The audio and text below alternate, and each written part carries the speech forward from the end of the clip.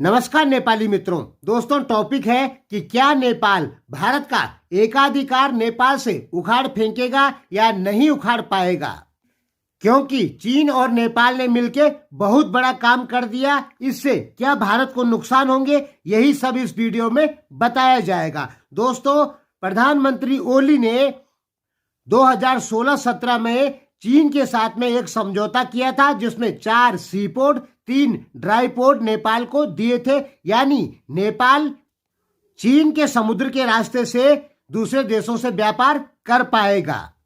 और उसमें सबसे बड़ी खबर ये आ गई है कि नेपाल ने चीन के रास्ते से होते हुए जापान को चाउ चाउ भेजे हैं।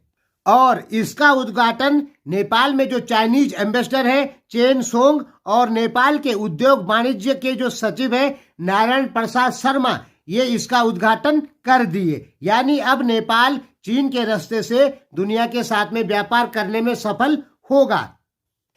अब देखिए, चीन के रास्ते से नेपाल व्यापार करेगा, यानी चीन के समुद्र तक नेपाल की पहुंच होगी।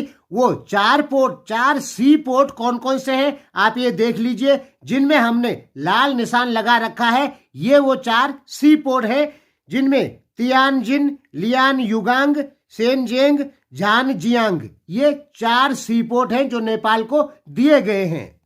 देखिए, हम बताते हैं आपको सही बात, क्योंकि हम नेपाल की किसी भी पार्टी के प्रवक्ता नहीं है और नेपाल में हमारी कोई पार्टी नहीं है। इसलिए हम जो कहेंगे बिल्कुल सही चीज आपको बताएंगे। और ये तो आप जानते ही हैं कि नेपाल की मीडिया कहीं ना कहीं चाइना के कंट्रोल में चली गई है, इसलिए हम आपको बताते हैं सही बात।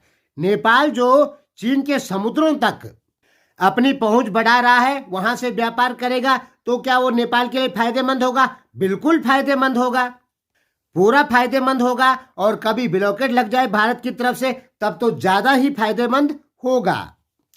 लेकिन नेपाल चीन के समुद्र से किन किन देशों से व्यापार करने में सफल होगा, पहले ये नक्शा देख लीजिए। इस मैप में देखने से साफ क्लियर पता लग रहा है कि नेपाल चीन के रास्ते से नॉर्थ कोरिया से व्यापार कर सकता है, साउथ कोरिया से व्यापार कर सकता है, जापान से व्यापार कर सकता है, मंगोलिया से व्यापार कर सकता है और ताइवान से व्यापार कर सकता है, वियतनाम से व्यापार कर सकता है, लाओस से व्यापार कर सकता है।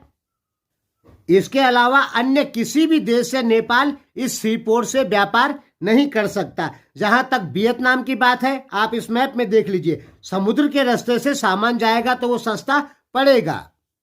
आपकी मीडिया ने आपको ये तो बता दिया कि प्रति किलो हवाई मार्ग से लेके जाते थे तो 265 रुपए किलो पड़ता था भाड़ा। अब यदि स्थल मार्ग से ले जाएंगे तो 64-65 रुपए किलो पड़ेगा, यानी बहुत कम हो गया।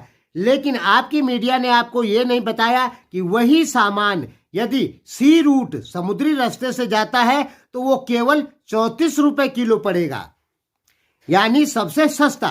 तो नेपाल जो है चीन के समुद्र से जापान से अच्छा व्यापार कर सकता है, साउथ कोरिया और नॉर्थ कोरिया और मंगोलिया से अच्छा व्यापार कर सकता है। बाकी वियतनाम को यदि नेपाल सामान भेजता है तो वो सस्ता पड़ेगा समुद्री जहाज से।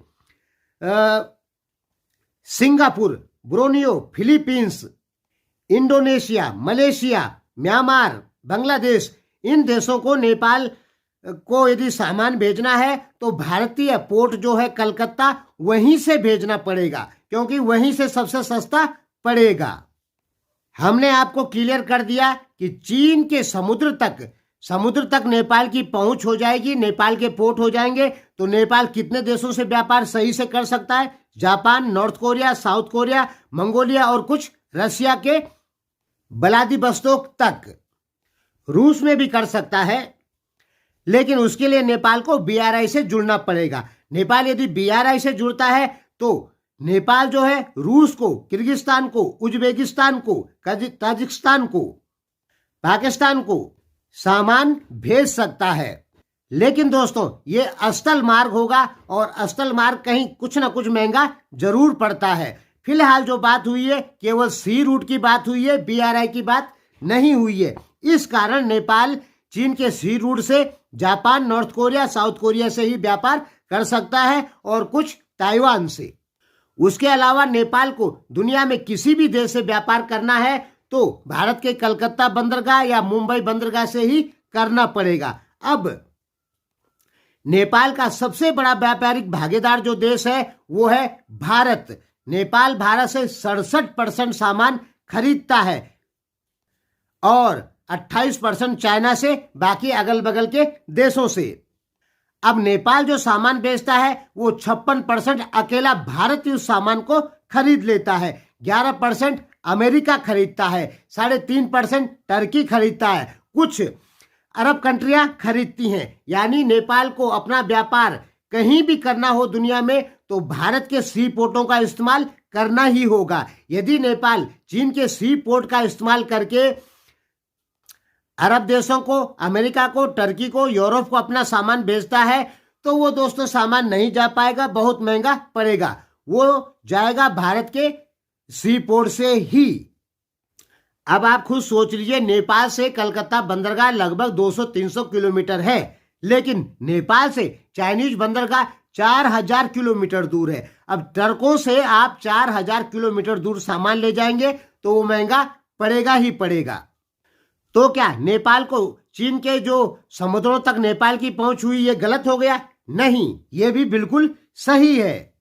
हालांकि उतना व्यापार यहां से नहीं होगा, लेकिन नेपाल के लिए 2-2 रास्ते खुल गए। कभी चीन ने ब्लॉकेट लगा दिया तो भारत का रास्ता खुला है, कभी भारत ने ब्लॉकेट लगा दिया तो चीन का रास्ता खुला है। यानी नेपाल के लिए ये बहुत ज्यादा फायदेमंद हुआ। लेकिन ध्यान में रख लीजिए, नेपाल को अभी भी अपना 95% से ज्यादा व्यापार भारत के सी पोर्ट से ही करना पड़ेगा। ठीक है दोस्तों, बात क्लियर समझ में आ गई होगी आपको। धन्यवाद।